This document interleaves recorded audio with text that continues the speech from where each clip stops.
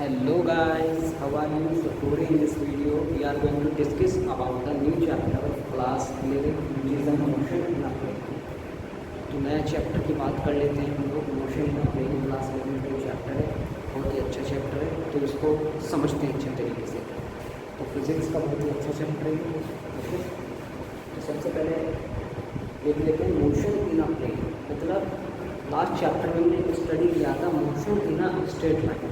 मतलब last chapter में क्या था, जो आपका ऑब्जेक्ट है वो स्ट्रेट लाइन पे मूव कर रहा था, लेकिन अब की बार कहाँ मूव करेगा, वो प्लेन पे मूव करेगा।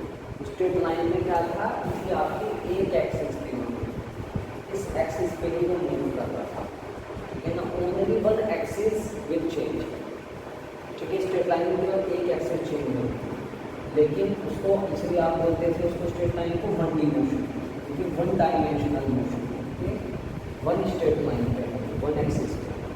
मोशन इन अ प्लेन में क्या होगा, प्लेन आपका इस तरह से होता है, इसमें टू एक्सिस विल चेंज, मतलब टू डायमेंशनल मोशन।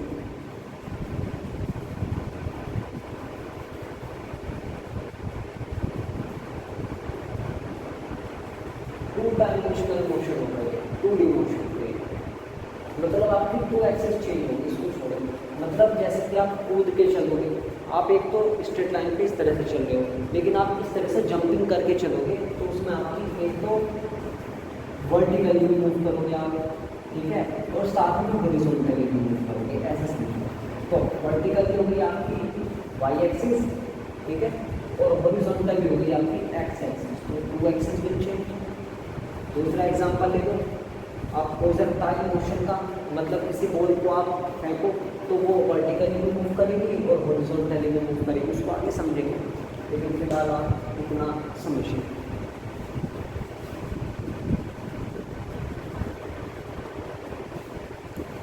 तो गाइस, इसके इंट्रोडक्शन में केवल इतना ही बताया गया है, बाकी आप इनको अच्छे से पढ़ सकते हैं एनसीईआरटी के। तो अगला टॉपिक एनसीईआरटी का आता है आपका 4.2 which is scalars and vectors। तो स्केलर वेक्टर क्वांटिटीज आपने पढ़ी होंगी। ओके, स्केलर्स क्या होते हैं, which have only magnitude, जिनके पास केवल मैग्नीट्यूड होता है और वे केवल पॉजिटिव वैल्यू रखते हैं, जैसे कि डिस्टेंस, ठीक है, जैसे कि स्पीड, जैसे कि मास, ठीक है ना, जैसे कि वेट, वेट वेट के बारे में कुछ कह नहीं सकता। ओके, वेक्टर्स, वेक्टर्स होते हैं मैग्नीट्यूड के साथ डायरेक्शन, इसमें मैग्नीट्यूड के साथ आपको डायरेक्शन की रिक्वायरमेंट है।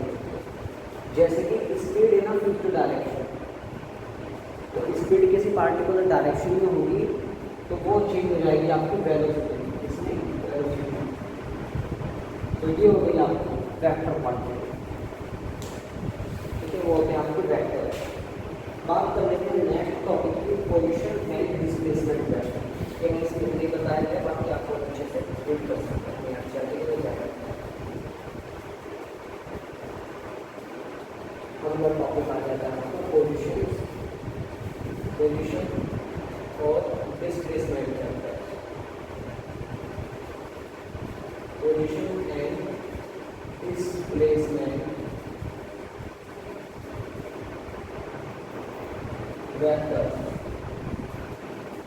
सबसे पहले इसके लिए इसको अच्छे से समझने के लिए आप एक एक्स एक्सिस और वाई एक्सिस बनाना चाहिए।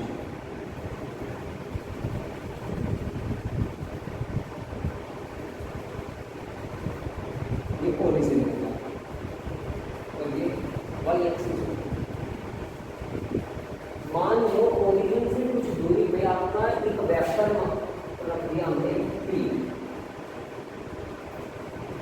और दूसरे पॉइंट पे जगह में रख दिया कोई वेक्टर पी डैश, ठीक है। तो ओरिजिन से पी तक के डिस्टेंस और ओरिजिन से पी डैश तक को डिस्टेंस। तो इस तरह की कंडीशन में जो आपका पी और पी डैश होगा, आपकी पोजीशन वेक्टर होगा,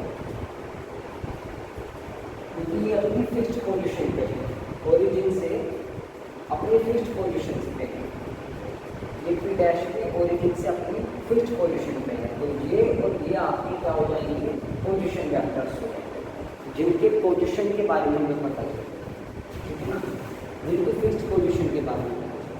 अब अगला आ जाता है आपका डिस्प्लेसमेंट वेक्टर। तो इस तरह की कंडीशन में डिस्प्लेसमेंट वेक्टर क्या होता है, आपने समझा होगा कि डिस्प्लेसमेंट वेक्टर क्या होता है, चेंज इन पोजीशन, मतलब इनिशियल माइनस फाइनल पाथ, ठीक है, या बोल दीजिए शॉर्टेस्ट पाथ, छोटे से छोटा रास्ता किसी भी ऑब्जेक्ट द्वारा कवर किया जाता है, वो आपका क्या होता है, डिस्प्लेसमेंट होता है। तो यहाँ पे छोटे से छोटा रास्ता कैसे मिलेगा आपको, मेरे को बताओ आप।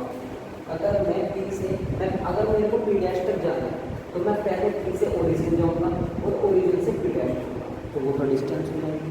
लेकिन मैं बोल रहा हूँ shortest path, direct initial minus final position, ये मान लो इसकी इनिशियल पोजीशन और ये फाइनल पोजीशन, मान लो ये इनिशियल पोजीशन और ये फाइनल पोजीशन, ठीक है। तो इन दोनों के बीच की दूरी, इन दोनों के बीच का शॉर्टेस्ट पाथ हो जाएगा आपका डिस्प्लेसमेंट वेक्टर। तो इस तरह की कंडीशन को पी टू पी डैश मान लेते हैं हम लोग आर डैश, ओरिजिन से पी तक की दूरी मान लेते हैं आर वन, ओरिजिन से पी डैश तक की दूरी मान लेते हैं आर डैश, और ये हो जाएगा R one minus R dash.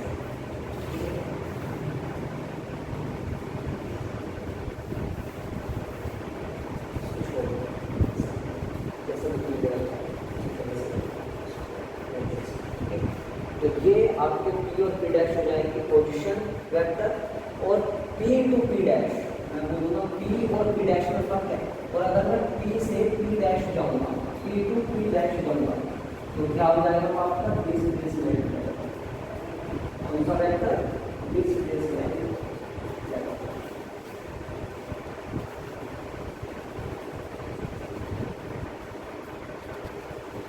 ठीक है, नोट हो गया आपको, चलिए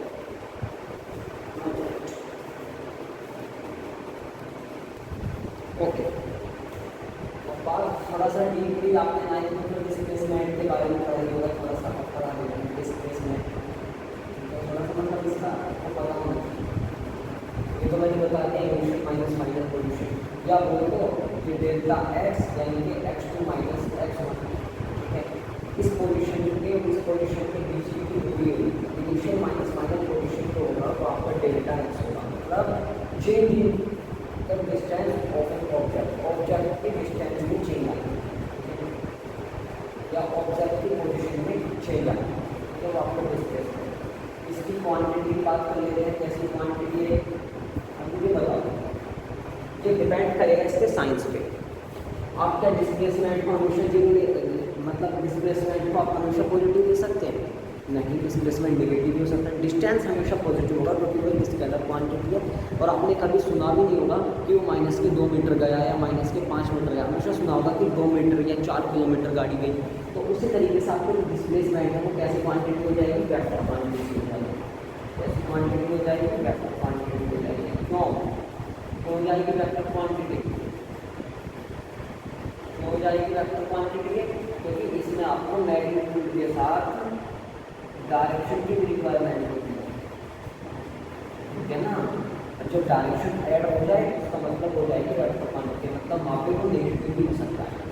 तो डिस्प्लेसमेंट आपका जीरो भी हो सकता है, पॉजिटिव भी हो सकता है और नेगेटिव भी हो सकता है। जीरो कैसे होगा, मान लो भाई ये ऑब्जेक्ट इस पोजिशन पे था, ठीक है, उसने एक सर्कुलर पाथ में मोशन किया, कुछ समय बाद 1 घंटा बाद वो वापस इसी पोजीशन पे आया, वापस अपनी किसी पोजीशन पे आ गया, ठीक है ना। तो उस तरह की कंडीशन में डिस्प्लेसमेंट चेंज होगा।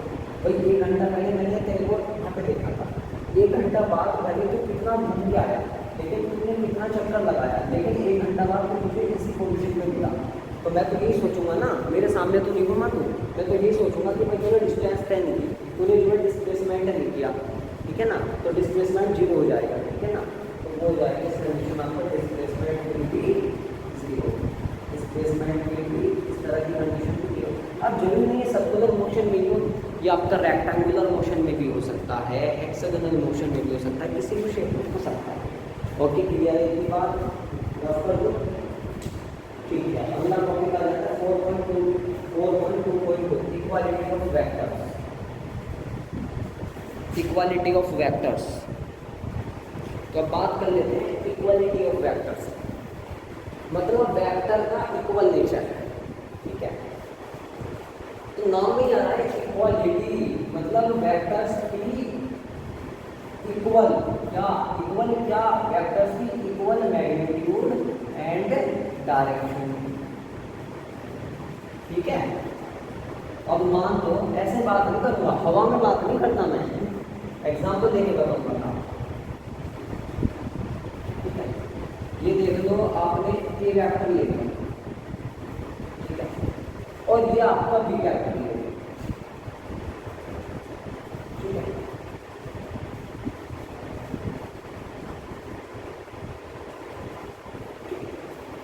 ए ले लिया और बी ले लिया, ए vector and B vector,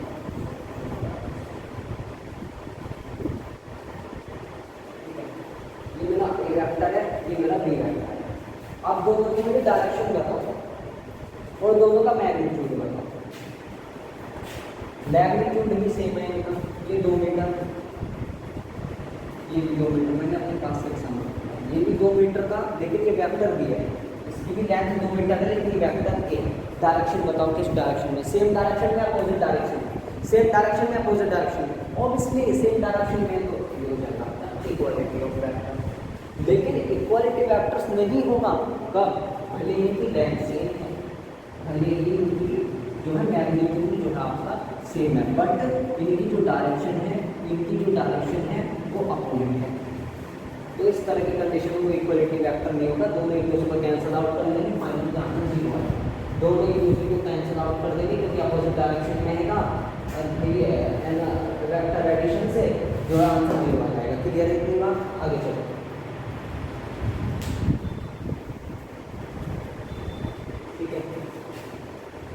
multiplication method है, तो इन टॉपिक्स को आप तैयार कर लेंगे। मल्टीप्लिकेशन मेथड करेंगे हम लोग नेक्स्ट वीडियो में, मल्टीप्लिकेशन मेथड्स करेंगे हम लोग नेक्स्ट वीडियो में। बहुत बहुत धन्यवाद गाइस, ये लेक्चर 1 था और लेक्चर 2 भी बहुत जल्द आएगा, आप इन टॉपिक्स को तैयार कीजिए।